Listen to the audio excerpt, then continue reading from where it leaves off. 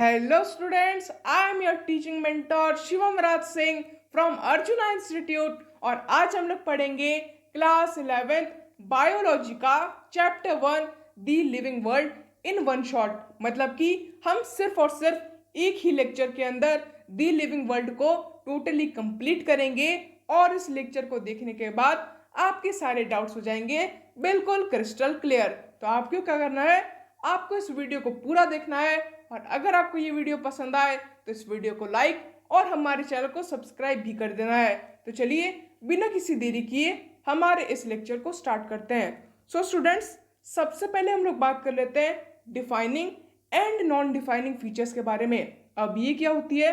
बात करें अगर डिफाइनिंग फीचर्स की, वैसे फीचर्स जो सिर्फ और सिर्फ लिविंग ऑर्गेनिज्म के अंदर ही प्रेजेंट रह सकते हैं, उन्हें हम लोग डिफाइनिंग फीचर्स कहते हैं। जैसे कि जो डाइजेशन हो गया या फिर कॉन्शियसनेस हो गई, ये कुछ ऐसे एग्जाम्पल्स हैं जो कि सिर्फ और सिर्फ लिविंग ऑर्गेनिज्म ही परफॉर्म कर सकते हैं, इसीलिए डिफाइनिंग फीचर्स हो गए। और इसी के ऑपोजिट नॉन डिफाइनिंग फीचर्स की बात करें, वैसे फीचर्स जो कि लिविंग ऑर्गेनिज्म के साथ साथ नॉन लिविंग ऑर्गेनिज्म के अंदर भी प्रेजेंट रहते हैं और इसके अलावा कई बार तो वो लिविंग ऑर्गेनिज्म के अंदर एब्सेंस भी रहते हैं, इसीलिए हम इन्हें नॉन डिफाइनिंग फीचर्स भी कहते हैं। जैसे कि जो रिप्रोडक्शन हो गया या ग्रोथ हो गई, ये कुछ ऐसे एग्जाम्पल्स हैं जो कि नॉन डिफाइनिंग फीचर्स के अंदर आते हैं। अब हमारे मन में ये क्वेश्चन ज़रूर से आया होगा कि रिप्रोडक्शन एंड जो ग्रोथ है ये तो सिर्फ और सिर्फ ऑर्गेनिज्म ही परफॉर्म करते हैं, तो किस तरीके से ये नॉन डिफाइनिंग फीचर्स हो गई। चलिए हम लोग देख लेते हैं इन्हें एक एक करके। सबसे पहले अगर हम लोग बात करें ग्रोथ की, एनसीईआरटी ग्रोथ का जो डेफिनेशन देती है वो है कि इंक्रीज इन मास और increasing number are the twin characteristics of growth. मतलब कि अगर किसी ऑर्गेनिज्म के अंदर में मास का इंक्रीजिंग हो रहा है या फिर उसकी नंबर इंक्रीज कर रही है, तभी हम कहेंगे कि वो ऑर्गेनिज्म ग्रो कर रहा है। अब जो भी एनिमल्स होते हैं या फिर यूनिसेलुलर और मल्टी सेलुलर ऑर्गेनिज्म होते हैं, इनके अंदर में जो ग्रोथ होती है वो सेल डिवीजन के थ्रू ही होती है। अगर हमारे अंदर सेल डिवीजन नहीं होगा तो हम किसी भी क्राइटेरिया के अंदर ग्रो नहीं कर पाएंगे। ना हमारी हाइट बढ़ेगी, ना हमारी वेट बढ़ेगी और ना किसी भी तरीके से हम ग्रो कर पाएंगे। इसलिए हमारे अंदर सेल डिवीजन का होना काफ़ी ज़्यादा ज़रूरी है अगर हमें ग्रो करना है तो। अब हर एनिमल के या फिर ऑर्गेनिज्म का एक अलग अलग सर्टेन टाइम पीरियड होता है जिसके अंदर वो ग्रो करता है। तो बात करें अगर प्लांट्स की, जो प्लांट होते हैं वो through out the life grow करते रहते हैं, मतलब कि पूरी लाइफ के अंदर में वो ग्रो करते रहते हैं। वही बात करें एनिमल्स की, एनिमल्स एक सर्टेन एज तक ही ग्रो कर पाते हैं। जैसे कि अगर बात करें ह्यूमन बींग्स की, ह्यूमन बींग्स के अंदर जो ग्रो करने का एज रहता है वो 16 से लेकर के 20 सालों तक ही रहता है। अब अगर हम फिर से बात करें एनसीईआरटी की उस डेफिनेशन की, एनसीईआरटी कहता है increasing body mass is considered as growth. इसी डेफिनेशन के कारण जो हम कहते हैं नॉन लिविंग थिंग भी ग्रो कर सकती है। अब ये कैसे होता है? तो अगर बात करें इंक्रीजिंग नंबर की, मान लीजिए आपके सामने एक टेबल है और उस टेबल पर आपने एक एप्पल को रख दिया और फिर बाद में आपने और 2 एप्पल्स को ला करके उस टेबल के ऊपर रख दिया और फिर और 3 एप्पल्स को ला करके उस टेबल पर रख दिया। तब आप क्या ऑब्जर्व कर रहे हैं कि धीरे धीरे जैसे आप और ज़्यादा एप्पल्स को उस टेबल के ऊपर रखते जा रहे हैं, एप्पल्स की क्वांटिटी उसी तरीके से इंक्रीज करते जा रही है। और एनसीईआरटी के डेफिनेशन के अकॉर्डिंग अगर एप्पल्स का जो नंबर है वो इंक्रीज कर रहा है तो इस हिसाब से एप्पल्स भी ग्रो कर रहे हैं। वहीं बात करें इंक्रीजिंग मास की, मान लीजिए एक रेत का टीला है और अगर हवा चलती है और बहुत सारी रेत उस टीले पर आकर के जम जाती है।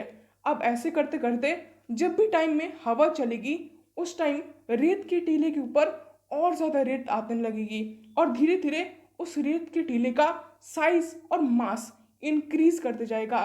इसीलिए जैसे जैसे उसका मास इंक्रीज करेगा उसी तरीके से वो ग्रो करेगा।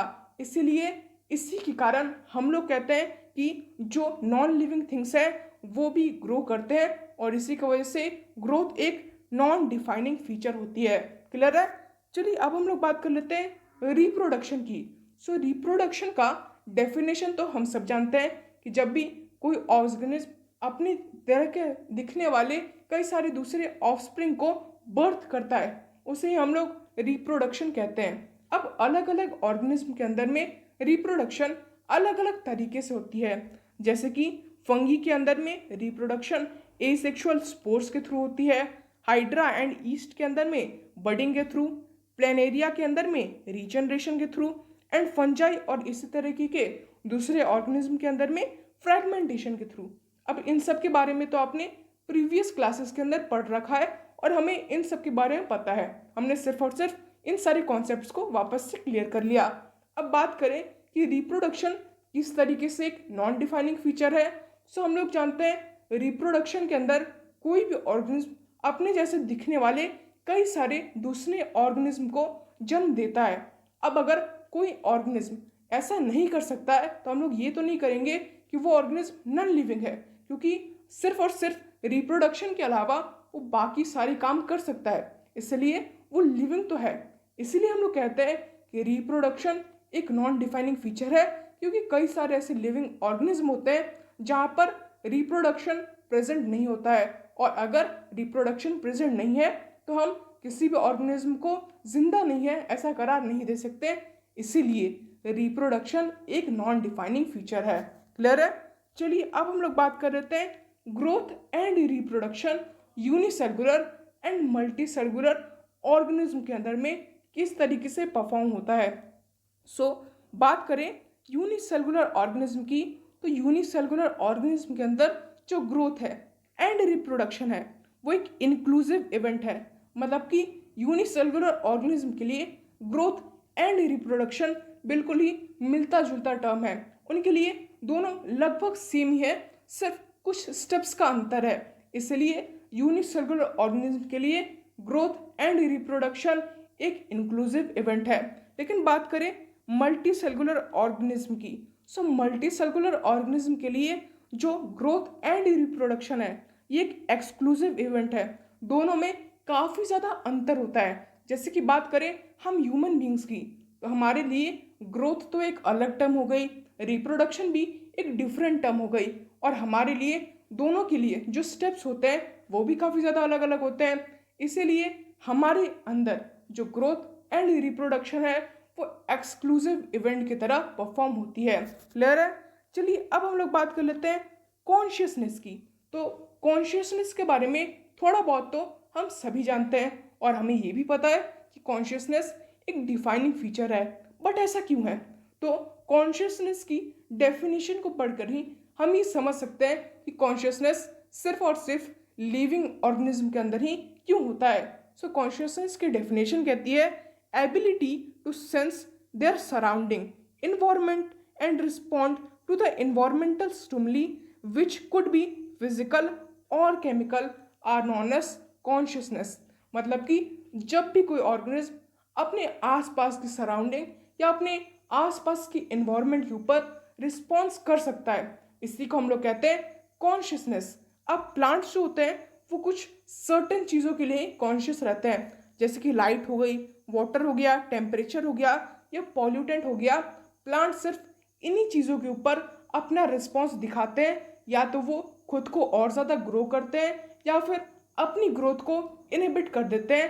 अगर उन्हें इन सारी चीज़ों के ऊपर अपना रिस्पॉन्स दिखाना हो तो वो बेसिकली इन्हीं दो तरीक़ों से दिखाते हैं। लेकिन जो ह्यूमन बींग है, ह्यूमन बींग कई सारे अलग अलग टाइप से अपने आसपास हो रही बदलाव को, चेंजेस के ऊपर रिस्पॉन्स करते हैं। जैसे कि ह्यूमन बींग्स के अंदर एक बहुत ही इम्पॉर्टेंट और सबसे अलग फीचर रहता है सेल्फ कॉन्शियसनेस का, जो कि किसी भी दूसरे ऑर्गेनिज्म के अंदर प्रेजेंट नहीं रहता है। अब ऐसा क्यों है? तो अगर आपने कभी भी देखा हो, अगर आपने कभी भी गधे को जॉगिंग करते हुए देखा है? नहीं देखा है। कभी भी बंदर को ऐसा कहते हुए देखा है कि मैं आज से हेल्दी खाना खाऊंगा, कभी भी फास्ट फूड या फिर दूसरी चीज़ें नहीं खाऊंगा? ऐसा नहीं होता है। क्यों? क्योंकि ह्यूमन बींग्स को ये पता है कि उनके लिए क्या ज़्यादा इंपॉर्टेंट है। ह्यूमन बींग्स को ये पता है कि अगर वो सुबह जॉगिंग करेंगे तो उनकी हेल्थ फिट रहेगी, अगर वो हेल्दी खाना खाएंगे सो वो लॉन्ग टाइम तक सर्वाइव करेंगे, लंबे समय तक जिंदा रहेंगे। बट और कोई भी ऑर्गेनिज्म के अंदर ये खास चीज़ प्रेजेंट नहीं रहती है, इसीलिए बाकी कोई भी ऑर्गेनिज्म के अंदर सेल्फ कॉन्शियसनेस नहीं रहती है और वो कभी भी इतना ज़्यादा डेवलपमेंट नहीं कर पाते। ह्यूमन बींग्स के अंदर सेल्फ कॉन्शियसनेस है, इसीलिए ह्यूमन बींग इतनी ज़्यादा डेवलप सिविलाइजेशन बन पाई है। क्लियर है? चलिए अब हम लोग बात कर लेते हैं बायोडाइवर्सिटी। सो नाम से ही हमें समझ में आ रहा है, बायो मतलब कि लिविंग ऑर्गेनिज्म और डाइवर्सिटी मतलब कि इन सब के बीच का अंतर। सो बायोडाइवर्सिटी मेनली कहता है कि हमारे अर्थ के अंदर जो भी ऑर्गेनिज्म हैं उतने कितने टाइप्स के हैं या कितने नंबर्स के हैं, यही चीज़ हमें बायोडाइवर्सिटी बताती है। अब इस अर्थ के अंदर लगभग 1.7 से लेकर के 1.8 मिलियन अलग अलग स्पीशीज प्रेजेंट है, एनिमल्स की एंड प्लांट्स के।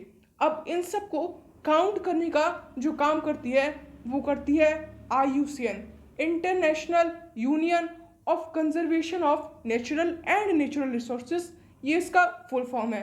अब IUCN अकेला तो इतना बड़ा काम नहीं कर सकती है, अकेले वो प्लांट्स को भी कैलकुलेट कर लेगी, अकेले वो एनिमल्स को भी कैलकुलेट कर लेगी। सो ऐसा करने के लिए IUCN ने दो अलग अलग बॉडीज़ को क्रिएट किया है, एक है ICBN एंड दूसरा है ICZN। ICBN का फुल फॉर्म होता है international code for botanical nomenclature and ICZN का फुल फॉर्म है international code of geological nomenclature. अब ICBN जो होती है वो प्लांट्स एंड उनसे रिलेटेड जितनी भी स्पीशीज है उन्हें फाइंड आउट करती है एंड उन्हें नेम देती है। वहीं पर ICZN जो है वो एनिमल से रिलेटेड सारी स्पीशीज को फाइंड आउट करती है एंड उन्हें नेम देती है एंड उनके डिटेल्स के बारे में हमें बताती है। ये दो अलग अलग एंड इंडिपेंडेंट बॉडीज होती है ICUN की। क्लियर है? और यही हमारी बायोडाइवर्सिटी को कैलकुलेट करने में हमारी हेल्प करती है। समझ गए? चलिए अब हम लोग बात कर लेते हैं बायोलॉजिकल नॉमेनक्लेचर की, जो कि एक बहुत ही इंपॉर्टेंट कॉन्सेप्ट है। अब ये बायोलॉजिकल नॉमेनक्लेचर का कॉन्सेप्ट हमें कार्लोस लिमिनस ने दिया था। अब ये जो बायोलॉजिकल नॉमेनक्लेचर है इसके अंदर दो मेन कंपाउंड होते हैं। पहला होता है जेनेरिक नेम एंड दूसरा होता है स्पेसिफिक एपिथल। जेनेरिक नेम हमें बताता है कि किसी भी स्पीशीज का एक्चुअल जनरल नेम क्या है और वो किस जीन से बिलोंग करती है।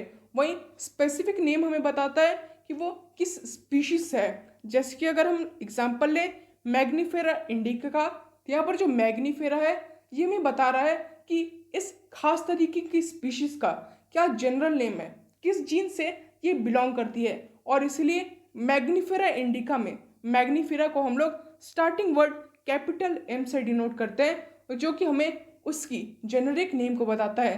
वहीं बात करें इसका लास्ट नेम इंडिका की, सो इंडिका में जो I है हम लोग उसे स्मॉल लेटर से डिनोट करते हैं, क्योंकि ये जो इंडिका है ये हमें बता रही है कि ये जो खास तरीके की प्लांट स्पीसीज है ये इंडिका ब्रीड से, इंडिका जीन से है, इसलिए इंडिका को हम लोग स्मॉल I से डिनोट करते हैं।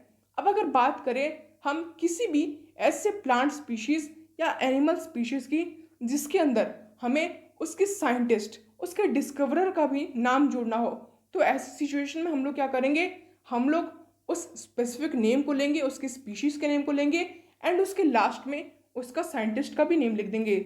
जैसे कि मैग्नीफेरा इंडिका की खोज की थी लिन ने, इसलिए हम क्या करेंगे मैग्नीफेरा इंडिका के लास्ट में लिन वर्ड को ऐड कर देंगे, जिससे हमें ये पता चल जाएगा कि मैग्नीफेरा इंडिका को लिन ने डिस्कवर किया था। और इसी तरीके से हम साइंटिस्ट के भी नेम को किसी भी स्पीशीज के नेम के लास्ट में ऐड करके बता सकते हैं कि उसकी खोज किस साइंटिस्ट ने की थी।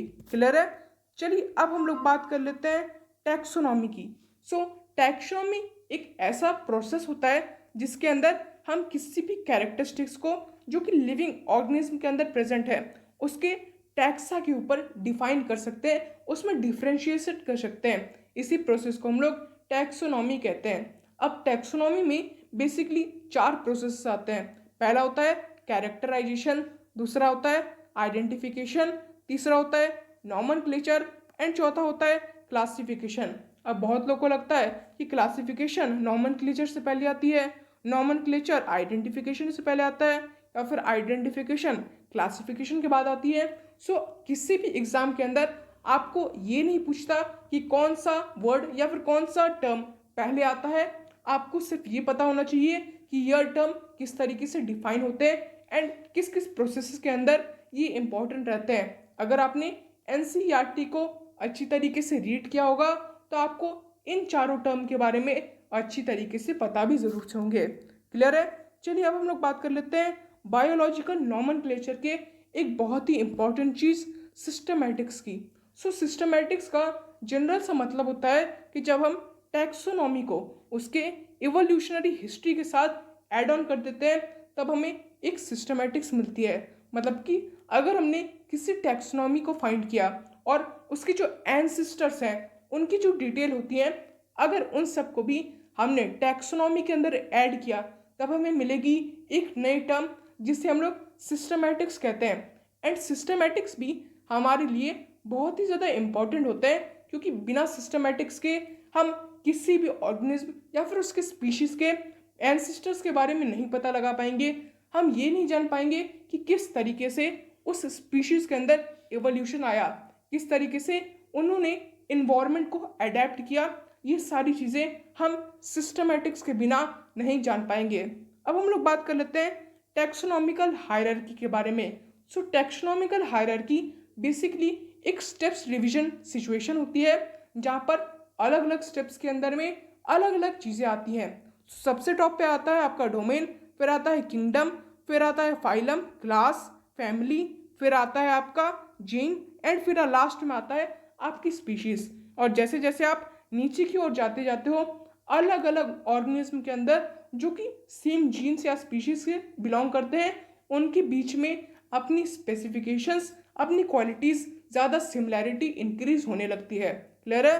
अब आप इन सारे स्पेसिफिक टर्म्स को किस तरीके से याद रख सकते हैं? अब इसे याद रखने के लिए आपको क्या करना है, आपको ये सारे टर्म्स को एक सेंटेंस के अंदर में याद कर लेना है। कोई ऐसे सेंटेंस को क्रिएट करना है जो आप लॉन्ग टर्म तक याद रख पाए। एंड इन सारे सेंटेंसेस के अंदर इन सारे जो भी वर्ड्स हैं, जो भी लेटर्स हैं, इन सबको आपको अच्छी तरीके से पुट करना है और इसे याद कर लेना है स्टेप बाय स्टेप, क्योंकि काफ़ी सारे एग्जाम्स में, काफ़ी सारे कॉम्पिटिटिव एग्जाम्स में इनसे डायरेक्ट उठ करके क्वेश्चंस आते हैं। इसलिए आपको इनके बारे में याद होना बहुत ही ज़्यादा इंपॉर्टेंट है। क्लियर है? चलिए अब हम लोग बात कर लेते हैं टैक्सोनॉमिकल एड्स की। सो टैक्सोनॉमिकल एड्स के अंदर बेसिकली 3 चीज़ें आती हैं। पहला है प्रिजर्वेशन, दूसरा है कंजर्वेशन एंड तीसरा है लिटरेचर। प्रिजर्वेशन मतलब कि जो डेड प्लांट्स या एनिमल्स हैं उन्हें जब हम प्रिजर्व करते हैं उसे हम प्रिजर्वेशन कहते हैं। अब एनिमल्स को हम म्यूजियम के अंदर प्रिजर्व करते हैं एंड प्लांट को हम लोग हार्बेरियम के अंदर प्रिजर्व करते हैं। सो कंजर्वेशन के अंदर जब भी हम किसी एनिमल स्पीशीज या फिर किसी भी ऑर्गेनिज्म को लंबे टाइम तक बचा करके रखना चाहते हैं, सो ऐसे टाइम में हम लोग जिस कॉन्सेप्ट का यूज़ करते हैं उसे हम लोग कहते हैं कंजर्वेशन। अब कंजर्वेशन के अंदर मेनली 2 चीज़ें आती हैं। पहला आता है जियोलॉजिकल पार्ट एंड सेकंड आता है बोटेनिकल गार्डन्स। जियोलॉजिकल पार्क्स यानी कि जू के अंदर जो एनिमल स्पीशीज हैं उन्हें हम लोग प्रोटेक्ट करके रखते हैं एंड बोटेनिकल गार्डन के अंदर जो प्लांट स्पीशीज हैं उन्हें हम लोग कलेक्ट करके उनके डिटेल्स के बारे में हम लोग जान करके रखते हैं एंड उन सबको प्रोटेक्शन के साथ रखते हैं। फिर थर्ड आता है लिटरेचर। अब लिटरेचर के अंदर बेसिकली 4 चीज़ें आती हैं। पहला है फ्लोरा, दूसरा है मैनुअल, तीसरा है मोनोग्राफी एंड चौथा है कैटलॉग। इन सारी चीज़ों के बारे में हम लोग अब एक एक करके डिस्कस कर लेते हैं। सबसे पहले बात करें अगर हर्बेरियम की, सो हर्बेरियम के अंदर डेड प्लांट को प्रिवेंट करके रखा जाता है हर्बेरियम शीट्स के ऊपर। अब हर्बेरियम में एक खास तरीके की क्विक एंड रेफरल सिस्टम का यूज़ किया जाता है और इस खास तरीके की क्विक एंड रेफरल सिस्टम से आपके क्वेश्चंस भी डायरेक्ट उठ करके आ जाते हैं। इसलिए इस वर्ड को, इस सेंटेंस को अच्छी तरीके से याद कर लिया जाएगा, क्योंकि आपको कई सारे ऑब्जेक्टिव क्वेश्चंस के अंदर ये पूछता है कि किस सिस्टम के अंदर में क्विक एंड रेफरल सिस्टम का यूज़ किया जाता है, तो वहाँ पर आपको हर्बेरियम कहना है, हर्बेरियम लिखना है। अब बात करें हर्बेरियम की और कुछ खास क्वालिटीज़ की। सो हर्बेरियम के अंदर में एनिमल्स को प्रिवेंट नहीं किया जाता, सिर्फ और सिर्फ प्लांट्स को ही प्रिवेंशन के साथ रखा जाता है। क्लियर है। अब हम लोग बात कर लेते हैं म्यूजियम्स की। म्यूजियम्स के अंदर में एनिमल्स के साथ साथ प्लांट्स को भी प्रिजर्व करके रखा जाता है और कई बार ये स्टडीज एंड रेफरेंस के लिए भी क्रिएट किए जाते हैं। म्यूजियम्स के अंदर स्केलेटन्स को रखा जाता है और आपने कई सारे टीवीज पर या एक्चुअल में भी देखा होगा कि कई सारी म्यूजियम्स के अंदर बड़े बड़े डायनासोर्स के स्कल्स, उनके स्केलेटन्स को प्रिजर्व करके रखा गया है। अगर आपने कभी भी म्यूजियम के अंदर विजिट किया है तो आपने देखा होगा कि कई सारे पौराणिक जानवरों के बारे में, कई सारे एक्सटिंक्ट हो गए एनिमल्स के बारे में वहाँ पर हमें पढ़ने को मिलता है और उनके बारे में हमें कई सारी डिटेल्स, कई सारी इंफॉर्मेशन भी मिलती है। अब ये जो म्यूजियम है यहाँ पर जनरली स्टफ्ड एंड प्रिजर्वेशन किए जाते हैं लार्ज एनिमल को। कई बार जो छोटे छोटे इंसेक्ट्स होते हैं उन्हें किल करके एक बॉक्स के अंदर में टाइटली पैक करके प्रिवेंट करके रख दिया जाता है इन म्यूजियम्स के अंदर।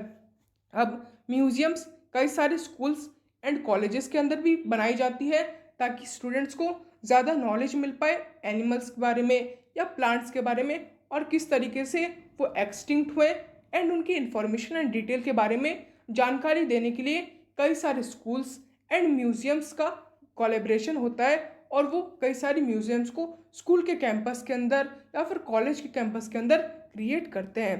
अब जो स्कूल्स एंड कॉलेजेस के अंदर म्यूजियम का क्रिएशन होता है वहाँ पर बहुत बड़े बड़े एनिमल्स तो नहीं बट छोटे छोटे इंसेक्ट्स जैसे कि लिजर्ड, फ्रॉग, इन सबको जार्स के अंदर में कन्वर्ट करके अच्छी तरीके से प्रिवेंट करके रखा जाता है ताकि वो लंबे समय तक वहाँ पर प्रेजेंट रहे और उनके बारे में हम लोग ज़्यादा से ज़्यादा इंफॉर्मेशन ले सकते हैं। क्लियर है। चलिए अब हम लोग बात कर लेते हैं कंजर्वेशन ऑफ लिविंग की। कंजर्वेशन ऑफ लिविंग के अंदर हम लोग एनिमल्स एंड प्लांट्स के जो स्पीशीज़ अभी धरती पर बचे हुए हैं उन्हें अच्छे से कंजर्व करके रखते हैं। एनिमल्स को हम लोग कहाँ कंजर्व करते हैं? जियोलॉजिकल पार्क्स में, और प्लांट्स को हम लोग कंजर्व करते हैं बॉटेनिकल गार्डन्स के अंदर। क्लियर है। चलिए अब हम लोग बात कर लेते हैं हमारे फाइनल कॉन्सेप्ट लिटरेचर की। लिटरेचर में 4 टर्म आते हैं, हमने जान लिया था कौन कौन से। फ्लोरा, मैनुअल, मोनोग्राफ और कैटलॉग। फ्लोरा मतलब उस प्लांट की स्पीशीज़ के बारे में जिसे हमने फाउंड किया था। सबसे पहले हम उनके बारे में अच्छी से जानकारी निकालेंगे। मैनुअल के अंदर में हम उसका नाम क्या है, उसकी स्पीशीज़ का नाम, उसकी जीन्स का नाम, इन सब के नामों को निकाल लेंगे। मोनोग्राफ के अंदर में उसकी इंफॉर्मेशन, उसके टैक्सॉन्स के बारे में हम लोग निकालेंगे। एंड लास्टली कैटलॉग के अंदर में उसका जो टोटल एरिया है कि किस एरिया के अंदर वो ऑर्गेनिज्म पाया जाता है, उसके क्या क्या क्वालिटीज़ हैं, क्या क्या उसकी खासियत है, क्या क्या गुण हैं, इन सब के बारे में कैटलॉग के अंदर लिखा रहता है और जिसे कई सारे स्टूडेंट पढ़ते हैं एंड अपने इंफॉर्मेशन को इन्हेंस भी करते हैं। क्लियर है। स्टूडेंट्स इस लेक्चर के अंदर इतना ही। इस लेक्चर के अंदर हमने क्लास 11 की चैप्टर 1 दी लिविंग वर्ल्ड को पूरी तरीके से कंप्लीट कर लिया है। अगर आपको ये लेक्चर पसंद आया हो तो इस वीडियो को लाइक और हमारे चैनल को सब्सक्राइब भी कर लीजिएगा। तो मिलेंगे आपसे नेक्स्ट लेक्चर के अंदर, तब तक के लिए धन्यवाद।